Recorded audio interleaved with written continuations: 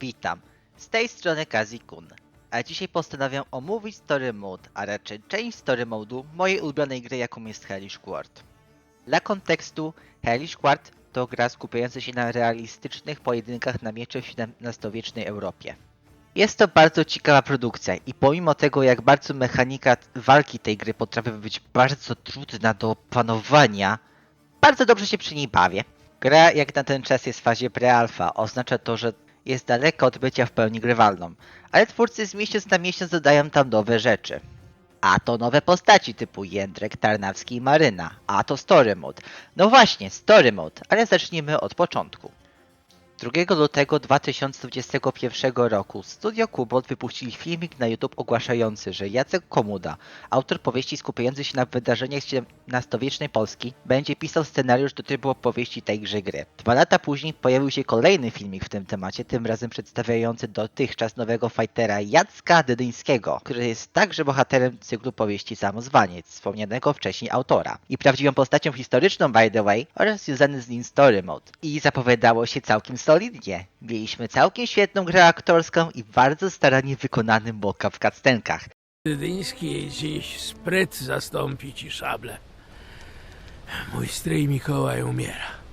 Na szczęście zostawił testament korzystny dla mnie. Czego tuż by jeszcze chcieć? 8 czerwca, po niecałym roku od dodania Jacka Dydyńskiego do gry, twórcy gry zaczęli wypuszczać po trochu tryb fabularny owego szlachcica, aż doczekał się swojej konkluzji 6 miesięcy później. Dobra, skoro wstępne informacje mamy za sobą, to czas przejść do mięsa tego filmiku. Panie i panowie, przed państwem Story Mode Jacka Dydyńskiego. Ale najpierw samouczek, który wyjaśnia nam w praktyczny sposób, jak się obchodzi z naszym szlachcicem. Czyli sterowanie, podstawy szermierki i takie sprawy. Jest to dobry tutorial, powiedziałbym nawet lepsza alternatywa niż oglądanie wideo prezentacji zaoferowanej przez grę jako forma nauki. Tylko szkoda, że w tutorialu Jacka nie nauczymy się podstaw korzystania z długiej gardy czy odpychania miecza przeciwnika, bo to w sumie też przydatne funkcje. No cóż, przemyśl. Rok 1622. Jacek Dydyński pojedynkuje się z Aleksandrem Tarnawskim na palcaty.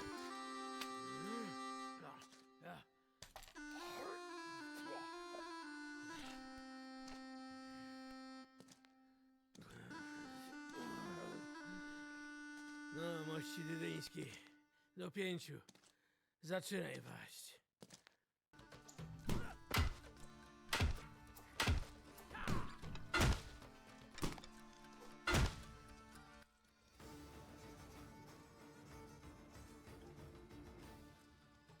W wygranej partyjce Tarnawski jest pełen podziwu umiejętności szlachcica i zaprasza go do siebie, żeby omówić sprawę. A srogi z pana gracz na szable, panie Jacku Dydyński. A jednak, palcat to nie szabla, panie Tarnawski.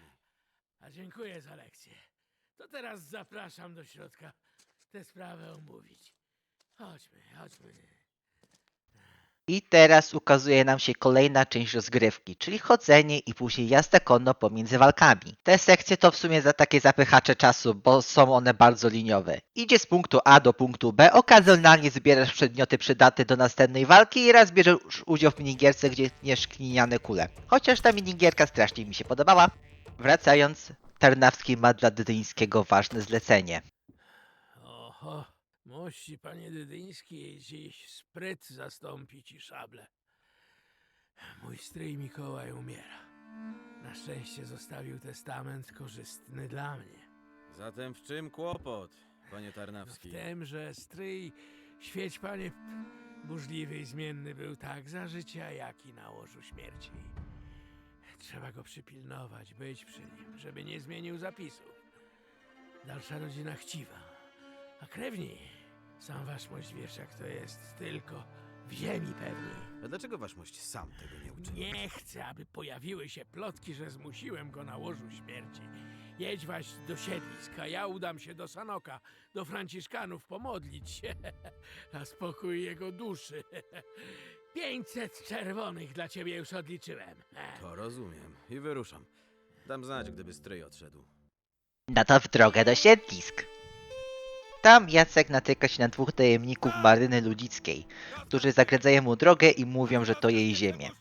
Odłóż to, bo jeszcze sobie krzywdę jaką zrobisz. Od kogo ten rozkaz? Od pani Maryny Ludzickiej. To jej ziemię. Jedź inną drogą. Łżesz, bo to ziemia Tarnawskich. Jadę do pana Mikołaja. On już nad grobem. Pani Ludzicka tutaj teraz rządzi. Rozkaz był nie wpuszczać. Sytuacja nie zakończyła się pokojowo, że tak to ujmę. Przepuśćcie. Tak! Tak! Smert! Moje.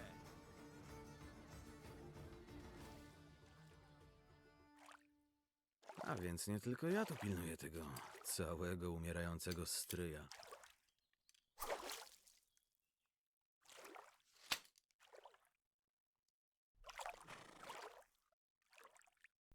Po potyczce nasz szlachcic dostaje się do domu pana Tarnawskiego i okrada go z bandaży. Okazuje się, że wraz z naszym umierającym jest także ojciec Farurej, mnich, który nie chce nas wpuścić do naszego umierającego staruszka. Nie dręcz umierającego.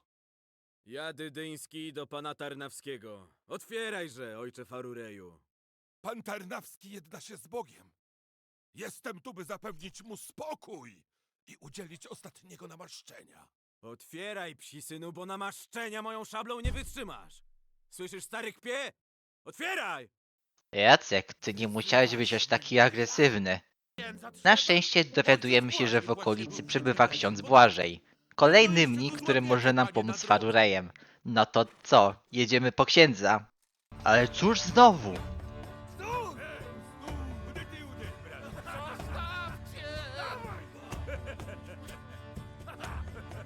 Daj stary sobie! Co tu się dzieje?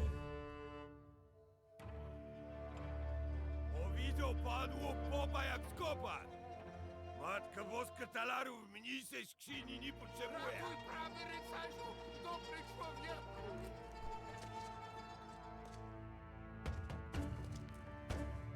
Nie jestem ani jednym, ani drugim.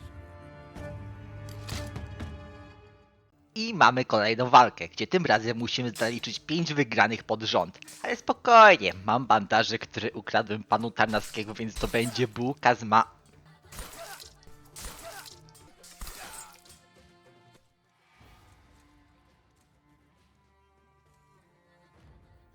Nieważne.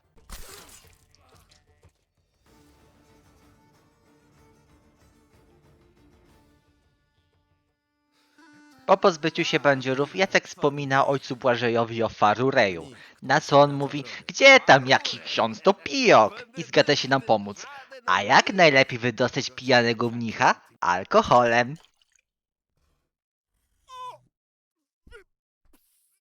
O! Podstęp!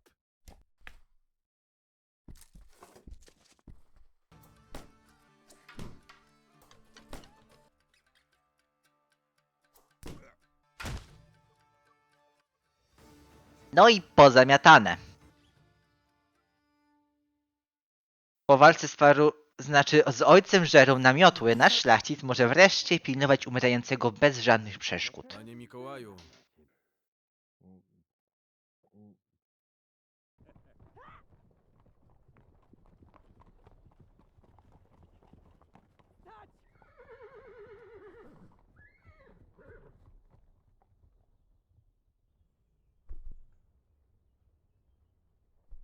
Okazuje się, że stryj tak naprawdę nie jest umierający, a do niego przyjeżdża jego bratanica, wcześniej wspomniana Maryna Ludzicka wraz ze swoimi kompanami, żeby go porwać i prawdopodobnie zmusić go do przypisania jej majątku.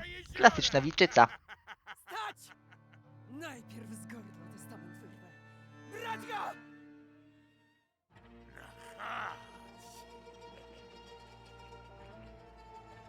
Gdzie złapanie? Po udaremnieniu pojmania Jacek barykaduje się z Tarnawskim i dochodzi do wymiany ognia i zdań pomiędzy nim a Maryną. Wilczyca próbuje przekonać Dyńskiego, żeby ją wpuścić, mówiąc, że ona przyjechała dla niego, a nie dla stryja. Nasz szlachcic na szczęście tego nie kupuje. Naprawdę przyjechałem tutaj dla ciebie. Wolę panny niebojowe! Takie, co to wyszywają i tkają zamiast nosić szable! Nawet nie wiesz, co z tobą zrobię! Szelmo plugawcze! Muści dydyński! Lepiej by było mieć infamię na sobie, niż narazić się na mój gniew!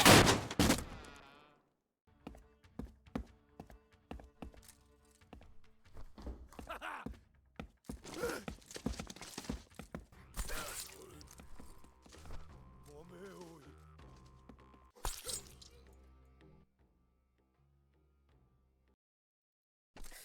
Po pozbyciu się przypodupasów Maryny z posesji do gry spierdolenia dołącza zleceniodawca Jacka i bratanek Tarnowskiego, tym razem ze swoimi przypodupasami u boku.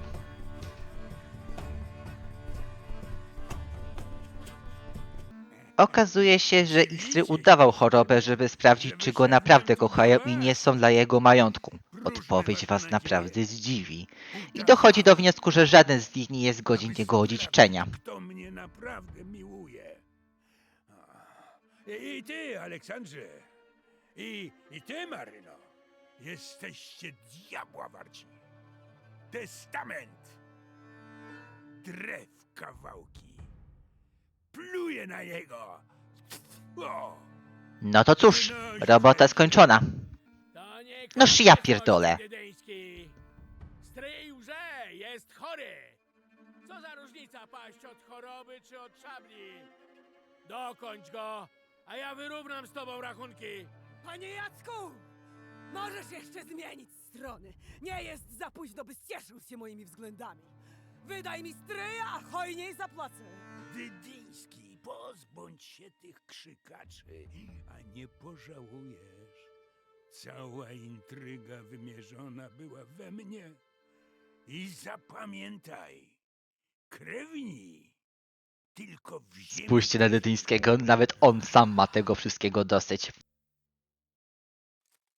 Tak, sama to zrobię.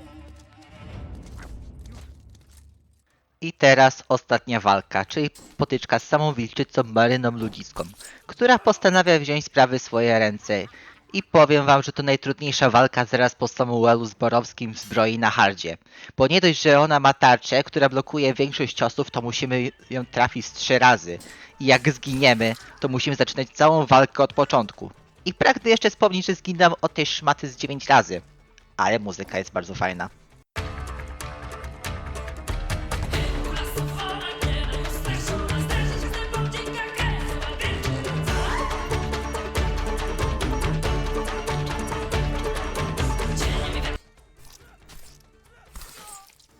Po wygranej walce ojciec Żera wstaje pijany i ratuje Tarnowskiego przed Aleksandrem i barykaduje się z nim w posiadłości, zostawiając jego bratanka z niczym. A sam Jacek zostaje porwany przez Marynę jako nagroda pocieszenia.